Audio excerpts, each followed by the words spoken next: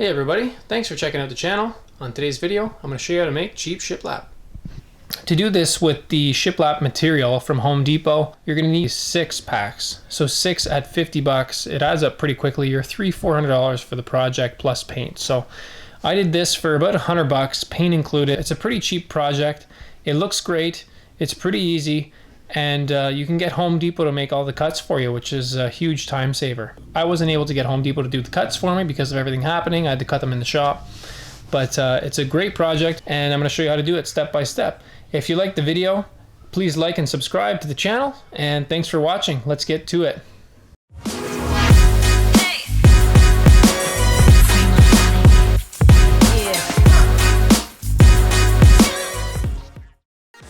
I've got this 1/4-inch Luan, and it's a nice flat surface, and we're going to need to rip a whole bunch to make our feature wall. So like I said, you can get this ripped at Home Depot for you. They will rip it. I just can't do it now because of everything happening, but let's get on with it.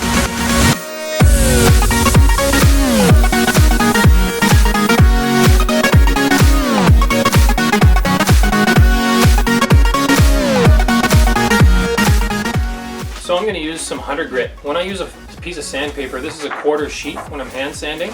So it's a full 8.5 11, and I fold it in half and fold it in quarters, and then I rip it in 4 pieces, and I've got this, and then I fold it in 4 again, and I make sure I really press on those folds. And what it does is it gives you 4 surfaces to use when you're sanding, and it actually lasts a fairly long time. So you get 1, 2, and obviously you can unfold it, 3, 4. Anyway, we're going to knock off the little fibers that blew off.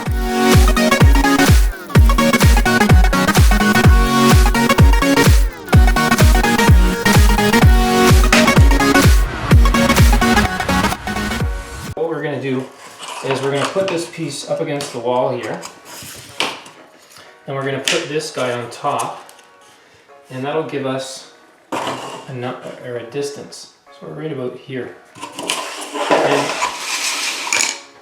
what we're going to want to do is basically cut, I can kind of see that, I basically want to cut off this miter in the corner here. So I'm just going to cut in this direction, and we're going to cut that right off, and that way we can pop this piece out. So let's give it a zip.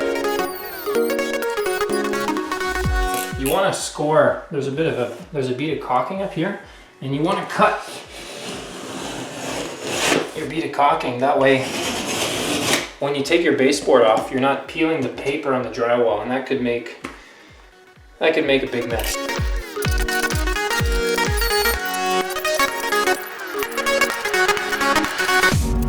Alright, so we've got a bit of a larger gap here. We're over 3/4 of an inch. We're almost 7/8 of an inch. So what we're going to do is we're going to double down our 1/4-inch Luan, and then we're going to put some shoe mold to cover the difference. You won't even notice when it's all painted. So we're going to put this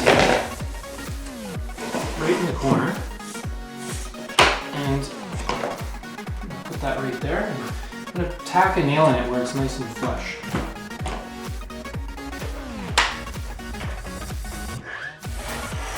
There we go. So now this back part is sunken down a little bit, but what I'm going to do is I'll just work it up a little bit. Work it.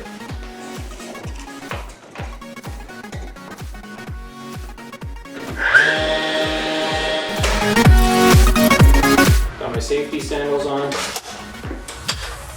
Safety first.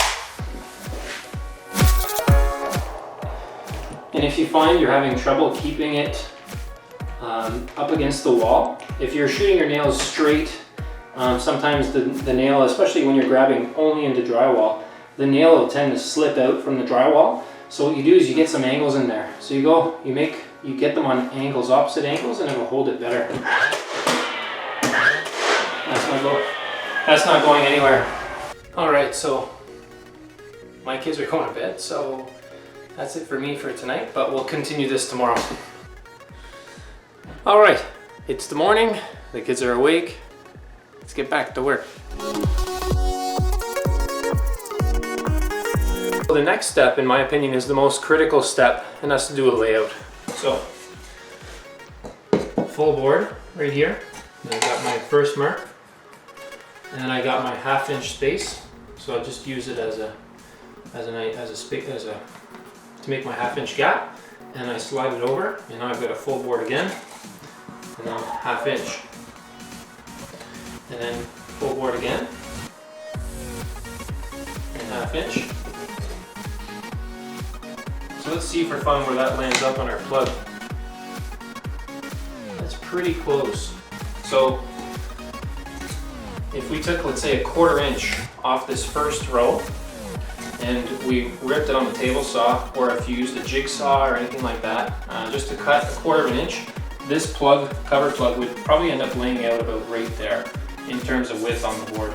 So let's assume that we're going to do that, but we want to check what's going on at the other end too. So let's keep going.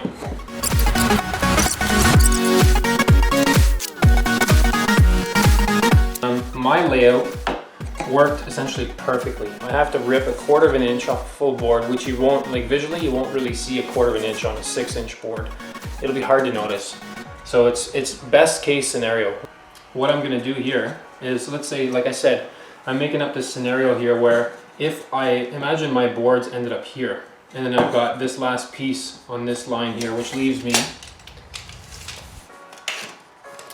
2 3/4 inches. So I've got 2 3/4 inches left over. And if I had to rip 2 3/4 inches off this, it would look, it's not even half of a board. So if I had a full board over there, full, all the way to the end, and I had a 2 3/4 inch sliver, it wouldn't look right. So what you want to do in that case is you want to make it symmetrical. Either one of two things. You either adjust it in your gaps. So instead of making a 1/2 inch, maybe you up it to 3/4 inch. And that 3/4 or that 1/4 inch difference multiplied over 20 gaps or 15 gaps would make up the difference. And you can play with it like that. Maybe it's just 1/8 inch that you need. So instead of doing 1/2 inch gaps, maybe you do 5/8 inch gaps. Or if you planned it well in advance, maybe instead of making your boards 6 inches, you make them 6 1/4 inches wide. You know, something like that.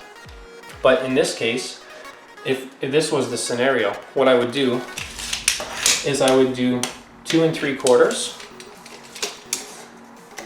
and then add your 6 inches. So I've got 6 inches plus 2 3/4. It's 8 3/4 inches, and then you divide by 2. So that would be 4 3/8. So I would start with a 4 3/8 piece up against the wall over there, and then another 4 3/8 piece over here would be what I would finish with. And at least it would be symmetrical.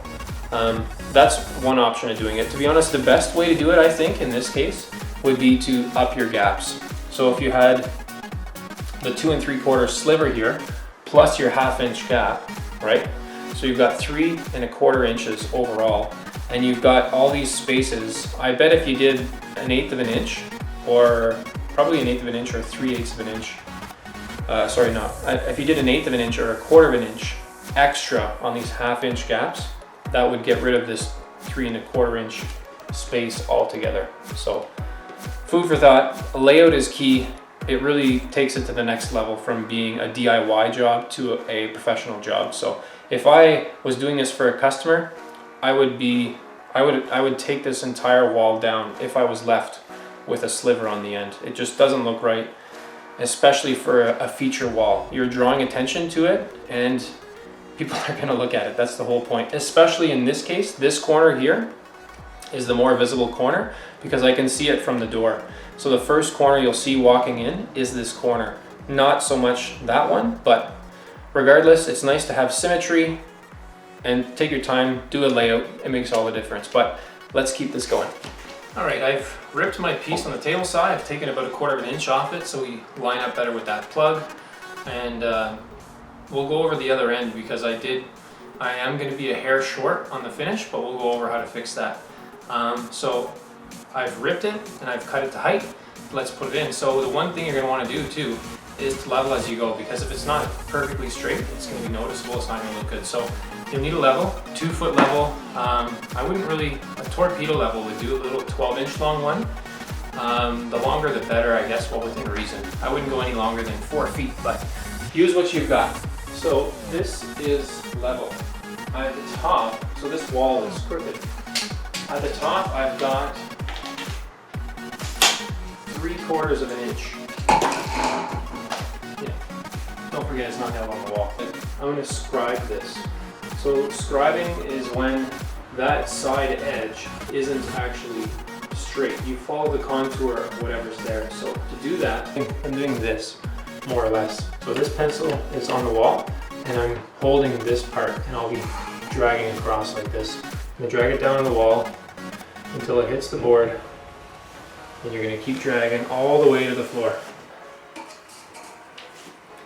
So there's your line, and it gradually gets wider at the bottom. So there we go, there's a better shot. So it's a tapered cut. So the easiest and safest way to do this is with a jigsaw. The jigsaw, it's not, you're not going to get any kickback like you potentially could on a table saw. I'm going to cut it on a table saw because I'm very familiar with my table saws and I've been using them a long time. So I'm going to rip this on the table saw and I'll be right back. Let's put it in.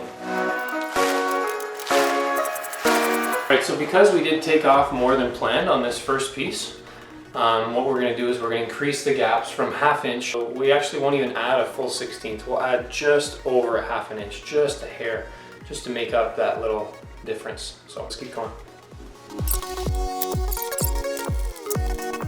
Don't assume all your boards are the same length, because as you saw, in reality, in the perfect world, everything would be exact and the same, but the reality of it is the walls are crooked, the ceiling's crooked, the floor is crooked, and the wall dips in and pulls away. So that's not going to affect your measurement too much, but just measure individual pieces. So I've cut myself a little 1/2 inch block as a spacer.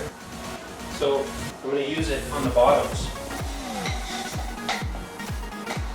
I'll put my board where it's supposed to go, put my block in there,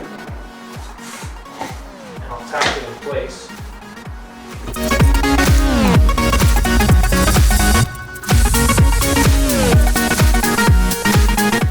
I want to measure from the spacer to the edge of the box, this part here. In the vertical orientation, I'm going to come just below this little eyelet here. There's another one on the top here, but I'm going to come to about right here. I've got them marked out in such a way where I've got top, bottom, left and right. So we're going to transfer these marks onto the board. So what I'm going to do now is I'm going to use my finger as a straight edge and make some straight lines. And these ones here will just... So that's going to be my cutout for my plug. And my cover plate will stay on the board too, which is the whole idea. So I'm going to get a jigsaw and cut this out. Now we're going to start putting it in. The electrical current is on the screws. If you touch the screws, you'll get zapped. Well, if the breaker's off, which is what you should have done, then you won't get zapped. You can touch it anywhere. But if you're like me and just left it on, which I don't advise, don't touch the screws, because if you touch the screws, well, you'll know when you touch the screws. So you're going to want to angle it a little bit and get that right in there. Make sure the piece doesn't fall on your head. And get your spacer in there.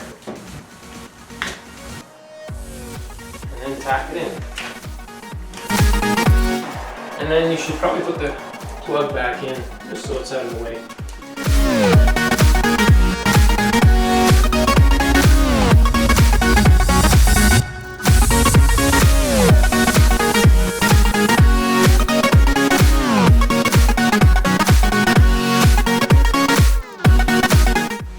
So we're nearing the end, and we're going to want to double check to see if there's any small corrections or adjustments that have to be made to keep this going in the right direction. So we'll just do a layout again for the last 3 boards. And if we have to increase our spacing, we'll do that, and let's see what we're up against.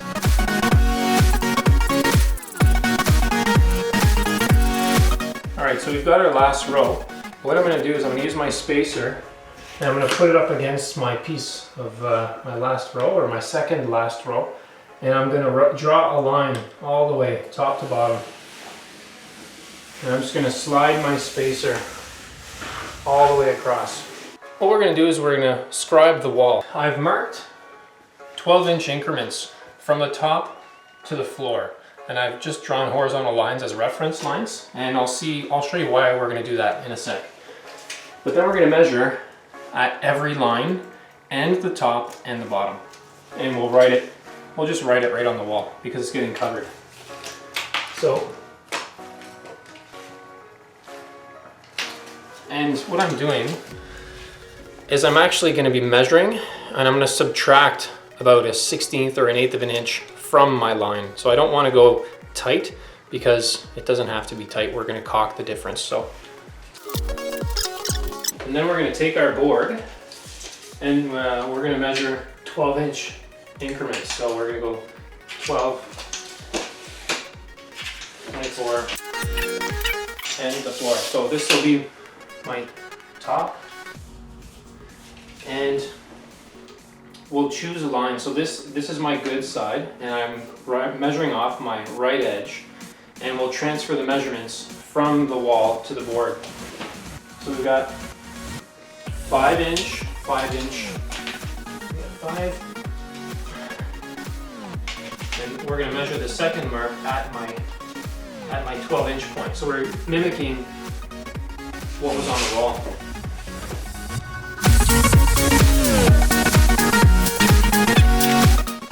And from here, we're going to take a straight edge and we're going to draw a line between all of our points, just one at a time. So, we're going to draw in 12-inch increments. So I'm going to go to that one, and then I'll readjust the level or your straight edge and go to the next.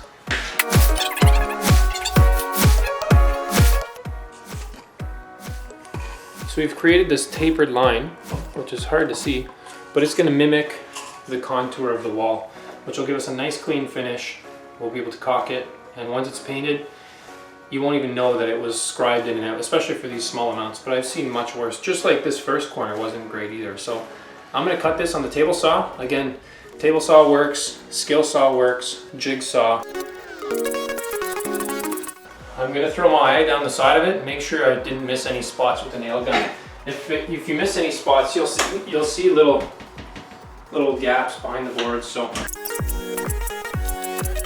I'll give you guys a tour, show you the semi-finished product. It's still got to get painted. There's a few little touch-ups to do here and there, but let's give it a look. So we've got our plug, nice and tight, and once that cover plate goes on, you're not even going to notice that it was. You won't even see my cuts. So the other thing we've got to do next is to put some shoe molding on.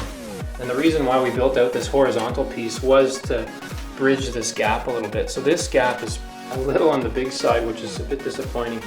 But I'm going to put some shoe molding on that next and close up that gap. So we've got some nail holes to fill too. And I like to do it after the primer goes on because the nail holes will pop and some of them will get filled. And anyway, so we'll do that after it's primed. But the last piece closed up really well. I'd say the biggest part of the gap is right here. We got about maybe an 1/8 of an inch, which is very easily caulked. So I find the gap between the laminate flooring and this piece of, I guess if you want to call it baseboard or the base of the vertical shiplap wall, I find the gap a little large and it's not going to cover just with the shoe molding. So I've kind of come up with a workaround to make it cover and without taking away from the feature wall. If it's done properly, you won't even know it was there. So let me walk you through that. So similarly to the this piece here, when I built it out a little bit, we're going to do the same thing on the bottom. You see that the shoe molding won't cover the gap. It's close, but not close enough. So I've ripped some of my leftover material, and we're going to essentially do something like this. And once you put some caulking on there, you won't even know it's in there, and it'll be much better. So we'll span the gap.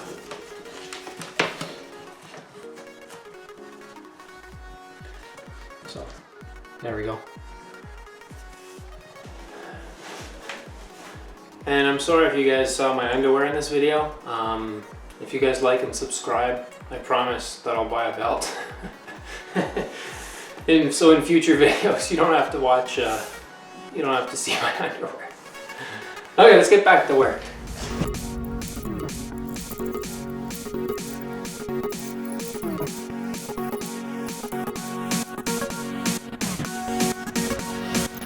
I think we're pretty well ready for paint. We're going to do, it's a mauve color, darker purple. It's because the color is darker, we're going to do a tinted primer, and then we're also going to do a couple coats of paint. So we're just going to let this caulking dry, and we're going to go do our curbside pickup for paint at Benjamin Moore, and we're going to get painting. So let's wrap this part up for now, and we'll be back later.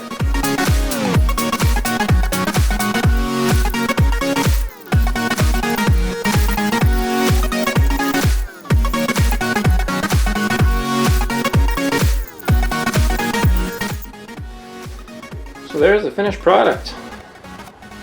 Vertical shiplap. The cost-effective way. So turned out really nice. And